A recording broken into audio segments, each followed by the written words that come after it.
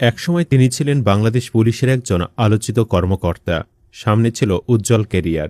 কিন্তু একটি বিতর্কিত সম্পর্ক, কিছু ছবি আর কয়েকটি সিদ্ধান্তের পর আজ সেই কর্মকর্তার পরিণতি বাধ্যতামূলক অবসর। চাকরি, পরিবার, প্রেমিকা সব হারিয়ে তিনি আজ এক প্রকার নিঃস্ব। আর যাকে ঘিরে এত আলোচনা, সেই পরিমণি এখনও আছেন আলোচনার কেন্দ্রবিন্দুতে। প্রশ্ন হল, সাকলাইনে চাকরি যাওয়া নিয়ে কি বলছে পরিমণি? জানলে কঠিন একটা শিক্ষা পাবেন।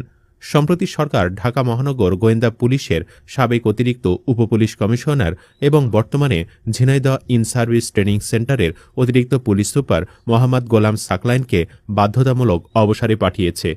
এ সিদ্ধান্ত প্রকাশ্যে আসার পরই সামাজিক যোগাযোগ মাধ্যমে নতুন করে শুরু হয় আলোচনা। কারণ অনেকের মনে ফিরে আসে ২০২১ সালের সেই বহুল আলোচিত ঘটনা, যেখানে অভিনেত্রী পরিমণি এবং পুলিশ কর্মকর্তা গোলাম সাকলাইনের নাম একসঙ্গে সংবাদ শিরোনামে এসেছিল।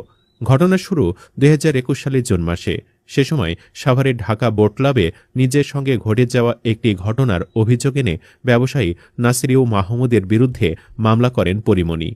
দেশজুড়ে ব্যাপক আলোচিত সেই মামলার তদন্ত তদারকির দায়িত্বে ছিলেন গোলাম সাকলাইন। কিন্তু কিছুদিন পরই পরিস্থিতি অন্যদিকে মোড় নেয়। তদন্তকারী কর্মকর্তার সঙ্গে মামলার বাদী পরিমণির ঘনিষ্ঠ সম্পর্কের অভিযোগ সামনে আসে। সামাজিক যোগাযোগ মাধ্যমে ছড়িয়ে পড়ে তাদের কিছু ছবি ও ভিডিও। বিষয়টি নিয়ে ব্যাপক বিতর্ক শুরু হলে তদন্ত কার্যক্রম থেকে সাকলাইনকে সরিয়ে দেওয়া হয়। পাশাপাশি বিষয়টি খতিয়ে দেখতে তদন্ত কমিটিও গঠন করা হয়েছিল। এরপর কয়েক বছর কেটে গেছে। তবে সম্প্রতি সাকলাইনের বাধ্যতামূলক অবসরের খবর প্রকাশ হওয়ার পর আবারও সেই পুরনো বিতর্ক সামনে চলে আসে। অন্যদিকে ঠিক এই সময়ে পরিমণির কিছু সামাজিক যোগাযোগ মাধ্যম কার্যক্রম নিয়েও আলোচনা শুরু হয়েছে। বিশ্বকাপ ফুটবল উপলক্ষে আর্জেন্টিনা দলের সমর্থনে বিভিন্ন ভিডিও পোস্ট ও শেয়ার করতে দেখা গেছে তাকে। পাশাপাশি তিনি নিজের ব্যবসা, চলচ্চিত্র এবং ব্যক্তিগত নানা কর্মকাণ্ড নিয়েও ব্যস্ত সময় পার করছেন। তাই অনেকেই বলছে, যেদিন সাকলাইন চাকরিচ্যুত সেদিনই পরিমণি আর্জেন্টিনা সমর্থনে খোশ মেজাজে ভিডিও বানাচ্ছে। এই একটি ঘটনা থেকেই ছেলেদের শিক্ষা নেওয়া উচিত। পরিমণির এখানে কোনো দোষ নেই। তার আয়ের একমাত্র উৎস তার সৌন্দর্য, সে এটা দিয়ে চলে। তার সৌন্দর্যের কারণেই সে নায়িকা। সে একাধিক বিয়েকে নর্মালাইজ করেছে, একাধিক বেডও নর্মাল তার কাছে।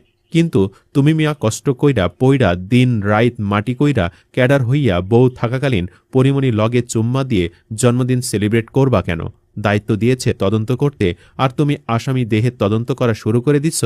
দিন শেষে তোমার চাকরি গেল, সচিব বউয়ের ইজ্জত গেল, কলেজ প্রিন্সিপাল মায়ের সম্মান গেল, তোমার চাকরি গেল, পরিমণি দেহ চলে গেল। কিন্তু পরীর কিছুই হয়নি।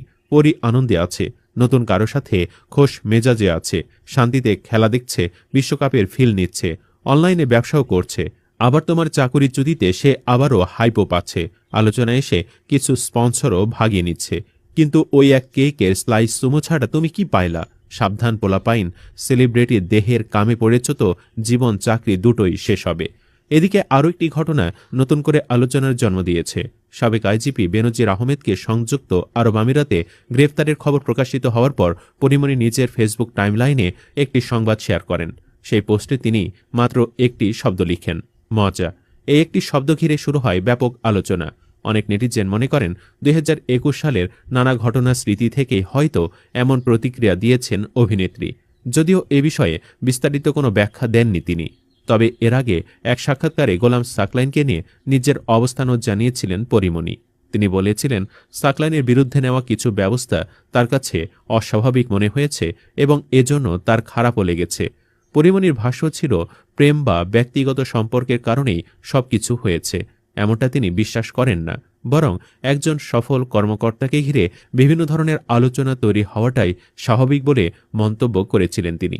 বর্তমানে গোলাম সাকলাইনের বাধ্যতামূলক অবসর এবং পরিমণির সাম্প্রতিক কর্মকাণ্ড, দুটি বিষয়ই সামাজিক যোগাযোগ মাধ্যমে সমানভাবে আলোচনায় রয়েছে।